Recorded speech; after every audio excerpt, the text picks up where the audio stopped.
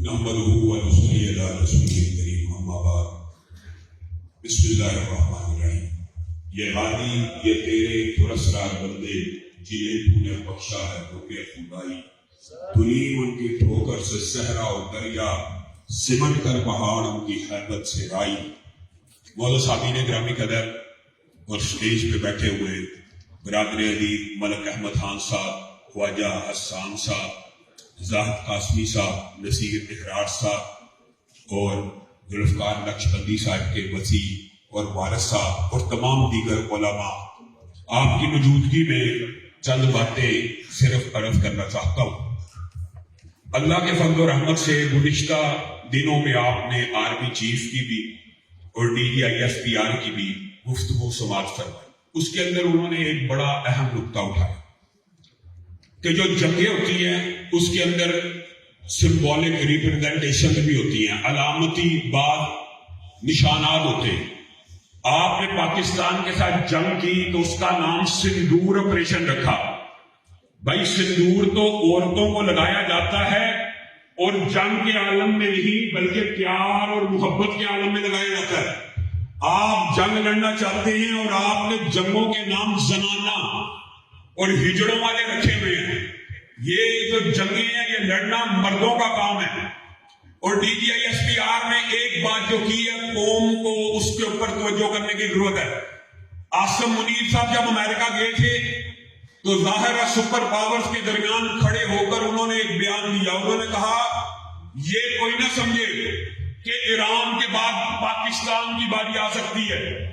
اگر پاکستان کی باری آئے گی تو آدھی دنیا کو اپنے ساتھ لے کے جائے گا، کیونکہ سپر پاور میں تھے کہ ایٹم ہم چلا دیں گے، آخریت کیا ہے۔ لیکن DGISPR نے جو کانفرنس کی ہے اس کا نقطۂ نظر یہ تھا کہ اب وہ پاؤ والے یا ضیاء الحق کے دور میں جب اندرا گاندھی کے ملک میں جا کر یہ دھمکی دی گئی تھی کہ پوری دنیا سے ہندو ختم ہو جائیں گے، وہ دھمکیوں کا وقت بھی نہیں رہا۔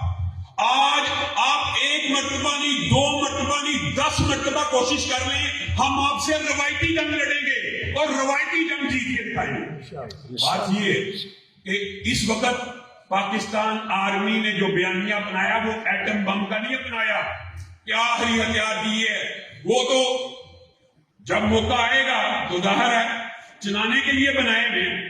جیسے شیخ رشید نے ایک دفعہ کہا تھا کہ یہ شادیوں پہ پٹاخے بجانے کے لیے تو نہیں بنائے ہوئے، چلانے کے لیے بنائے ہوئے۔ لیکن واضح اور کلیئر کٹ سٹینس یہ تھا کہ آپ اب ہم سے روایتی جنگ کر کے بھی دیکھ لیجئے، آپ منہ کی کھائیں گے۔ اور اس کی وجہ یہ ہے کہ اللہ کے فضل و رحمت سے بنیان مرصوص کے دنوں میں ایک بات یاد رکھیے اور ضرور کہنا چاہتا ہوں، جب وطن حالت جنگ میں ہو، جب ملک کے اوپر جنگ مسلط کر دی جائے تو پھر آپسی اختلافات اور 9 مئی جیسے واقعات اور ان جیسے عناصر کی باتوں میں کبھی نہیں آنا چاہیے۔ آپ یہ حیران رہ جائیں گے کہ بنیان مرصوص ہو رہی ہے، فوج کے خلاف بردہ سرائی جاری ہے، ملک حالت جنگ میں ہے، فوج کے خلاف بردہ سرائی جاری ہے۔ جب وطن حالت جنگ میں ہو تو پھر فوج کے شانہ بشانہ اور ان کے پیچھے کھڑا ہوا جاتا ہے، اور اللہ کے فضل و کرم سے جمعیت اہل حدیث پاکستان کے صدر ہونے کے ناطے سے پہلے بھی کہا ہے کہ پاکستان کے کروڑوں اہل حدیث بغیر فوج کے ساتھ ڈفرینسز سیاستدانوں کے ہوتے رہے ہیں کہ سیاست میں مداخلت ہو، لیکن جب حالت جنگ ہو تو اس وقت کیا 9 مئی کا رویہ ہونا چاہیے، اس وقت کیا فوج کے خلاف بردہ سرائی ہونی چاہیے، اس وقت بنیان مرصوص یہ جو نام ہے علامتی اور سمبولک ریپرزنٹیشن یہ ہے کہ پھر ہم شیشہ پلائی ہوئی دیوار ہیں، اور پھر سنت رسول کے مطابق فجر کے وقت والعادیات ضبح کے سے مستعار لے کے قرآن و سنت کے احکامات کے اوپر چلتے ہوئے ہم آپ سے لڑیں گے۔ لیکن ایک بات میں برادر عزیز ملک احمد صاحب کو اور خواجہ حسان صاحب کو بھی کہنا چاہتا ہوں۔ ملک صاحب بنیان مرصوص قرآن کا ایک ٹکڑا ہے،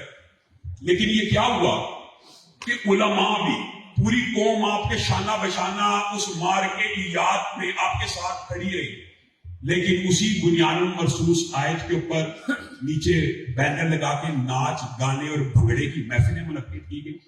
آپ یہ موسیقی کے پروگرام کریں، آپ آرٹ اینڈ کلچر کے پروگرام کریں، ہم تو اس کے بھی خلاف ہیں، لیکن بنیان مرصوص مارکہ حق کے دن بنیان مرصوص کی آیت لکھ کے اس کے اوپر ناچ گانا، ہم علماء اس بات کی مذمت کرتے ہیں کہ وہ سارے علماء اس بات کی تائید کرتے ہیں انشاءاللہ، یہ ہماری طرف سے درد دل ہے۔ دوسری بات جو اشرفی صاحب نے کی ہے، اللہ کی قسم علماء میں سے جب بھی کسی نے وطن کی بات کی، پاکستان کی بات کی، اس کو شہید کر دیا۔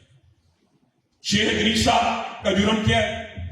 انہوں نے وطن کی بات کی، انہوں نے پاکستان کی فوج کی بات کی، تو وہی 9 مئی کی پارٹی سوشل میڈیا ملک صاحب بھرا ہوا ہے، اسی 9 مئی کی پارٹی نے شیخ ادریس کے خلاف ایسا پروپیگنڈا کیا، وہ جی بک گیا، وہ جی یزید کے ہاتھ پہ بیعت ہو گئی۔ یہ اپنے ملک کے آدمی چیز کو یزید کہتے ہیں، اور یزید ان کے نزدیک مسلمان نہیں۔ یہ مجھے بتایا جائے کہ ایسے جو رویے سوشل میڈیا کے اوپر ہے، ان عناصر کی سرگوبی کب ہوگی کہ اگر ہم جیسا آج میں گورنر ہاؤس آ گیا، ایک مرتبہ آرمی چیف کے پروگرام میں شرکت کر لی، اور جی کوئی مفتی عبدالرحیم صاحب اس چیز کا وکٹم یہ شرکت کر لیں، ہم شرکت کر لیں، اور تسی یزید کے ہفتے بیٹھ کر لیں۔ یہ کیا ہے؟ اپنے ملک کی عوام، اپنے ملک کے علماء اگر وطن کی بات کریں، فوج کی بات کریں، نذیر احمد حیات میرا بھائی بیٹھا ہوا، کیا یہ مارکا حق کے آج اس پروگرام میں آیا نہیں ہے؟ آیا ہے، موجود ہے۔ ہم اگر فوج کی بات کریں، وطن کی بات کریں، تو ہمیں یہ دین بنا دیا جاتا ہے، ہمارے خلاف برداشت رہے گی جب یہ سوشل میڈیا پہ۔ میں آپ کو فیکٹ بتا رہا ہوں، یہ شیخی صاحب کی بات درست ہے، تانے بانے افغانستان سے ہوں گے، لیکن اللہ کی قسم شیخ ادریس صاحب کے خلاف سب سے پہلے ہرکت آئی اور پروپیگنڈا 9 مئی کی پارٹی نے کیا۔ آپ ان کو بھی تو کوئی لگام دے، ان کے لیے بھی تو کوئی۔ ہم تو آج مارکہ حق اور بنیان مرصوص میں اہل حدیث، دیوبندی، بریلوی، شیعہ سارے آپ کے شانہ بہ شانہ کھڑے، آپ ہم سے اور کیا چاہتے ہیں؟ میں صرف اس بات کے اوپر اپنی بات کو ختم کروں گا، پرواز تو دونوں کی ہے اس ایک فضا میں، کرگس کا جہاں اور ہے، شاہی کا جہاں اور، الفاظ و معانی میں تفاوت نہیں، لیکن ملا کی ادا اور ہے، مجاہد کی ادا اور۔